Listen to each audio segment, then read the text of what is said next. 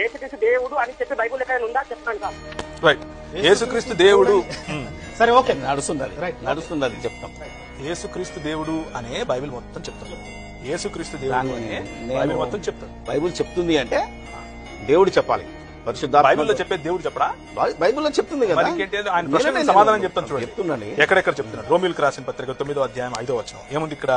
వాగ్దానములు వీరు, పితరులు వీరి వారు, శరీరమును బట్టి క్రీస్తు వీరిలో పుట్టిన ఏ క్రీస్తుని గురించి అయితే మనుష్య కుమారుడు అని అంటున్నారో, మనుష్య కుమారుడు అని చెప్తున్నందుకు రాళ్లతో కొట్టి అంటున్నారో, ఆ క్రీస్తు గురించి అసలు అపోస్తలులు చర్చ చేయలేదు అని జాన్ గారు చెప్పారు.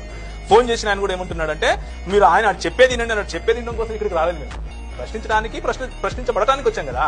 సో పితరులు వీరి వారు, శరీరం బట్టి క్రీస్తు వీరిలో పుట్టిన ఆ క్రీస్తు ఎవరు? ఈయన సర్వాధికారి అయిన దేవుడై ఉండి నిరంతరము స్తోత్రార్హుడై ఉన్నాడు. బైబిల్ మొత్తంలో దేవుడు ఎక్కడుంది అని అడుగు చూపించాను. మరి ఇప్పుడు నేను ఇస్తాను. చెప్తులేండి. తీతుకు రాసిన పత్రిక 2:13 ఇవన్నీ కూడా సారు ఈ బుక్ లో రాశారు. ఆయన ఎలా వక్రీకరించారో కూడా నేను చెప్తాను.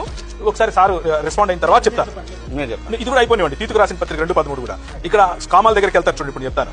మనవ భక్తి అనగా మహాదేవుడును మన రక్షకుడైన యేసు క్రీస్తు మహిమ యొక్క ప్రత్యక్షత నిమిత్తం ఎదురు చూచుతున్న మహాదేవుడు ఎవరు?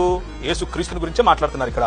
1 యోహాను 5:20, అలాగే ప్రకటన గ్రంథం 1వ అధ్యాయం అల్ఫా ఒమేగా అని చెప్పుకున్న తర్వాత, అలాగే ప్రకటన గ్రంథం 21వ అధ్యాయం ఆయన మీద కాలు మీద పడి మొక్కినప్పుడు ఏ దూత అయితే నాకు మొక్కకూడదు అని అంటారో, అయ్యగారు ఏవైతే కోట్ చేశారో వాటిని తీసుకుంటున్నాను.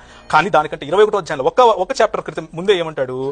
నేను అతనికి దేవుడై ఉంటాను అని స్వయంగా యేసు క్రీస్తే మాట్లాడతాడు. సామెతలు 28, 22, 23లో పూర్వకాలమందు తన సృష్ట్యారంభమందు తన కార్యములలో ప్రథమమైన దానిగా యెహోవా నన్ను కలిగి ఉండెను అన్నటువంటి తర్జుమా అక్కడ రావాలి. మూల భాషలో అలాగే ఉంది. జ్ఞానము గురించే మాట్లాడుతున్నారు, అది యేసు ప్రభుని గురించి కాదు. అనాది కాలం మొదలుకొని మొదటి నుండి భూమి ఉత్పత్తి అయిన కాలం మొదలుకొని నేను నియమింపబడి తిని, లేకపోతే నేను ఆ పనులు చేయటానికి, లేకపోతే ఆ సృష్టి కార్యంలో ఉండాల్సినటువంటి అరమరికలన్నీ తెలుసు కనుక జ్ఞానమును ఆయన నియమించాడు అని ఒక పద్య రూపంలో చెప్తున్నటువంటి భావం ఇది. ఇది సామెతల యొక్క వివరణ. ఈ వచనము సామెతల గ్రంథం రాసింది సొలొమోను రాస్తూ, జ్ఞానవంతుడైనటువంటి సొలొమోను జ్ఞానానికి ఉన్నటువంటి ప్రాధాన్యతను చెప్తూ రాసేటటువంటి వాక్య భాగం.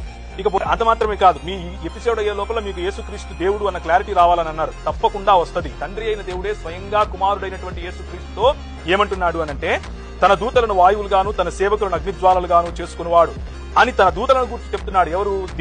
దేవుడు తన దూతల గురించి మాట చెప్తున్నాడు. కానీ తన కుమారుని గురించి అయితే, ఏ కుమారుడు? జాన్ గారు, నేను, లేకపోతే బెన్హర్ గారు కాదు. ఆ కుమారుని గురించి కాదు, యేసు ప్రభు గురించి చెప్తున్నాడు. ఏమని చెప్తున్నాడు? దేవా అని. దేవుడు యేసు ప్రభువును దేవా అని సంబోధిస్తున్నాడు. దేవా, నీ సింహాసనం నిరంతరము నిలుచున్నది, నీ రాజ్యదండము న్యాయార్థమయ్యున్నది, నీవు నీతిని ప్రేమించితివి, దుర్నీతిని ద్వేషించితివి. ఇంతకంటే సాలిడ్ గా, ఇంతకంటే పారదర్శకంగా, ఇంతకంటే తెలుగు భాషలో అర్థమయ్యేటట్లుగా ఇంకేం చెబితే మీరు యేసు ప్రభు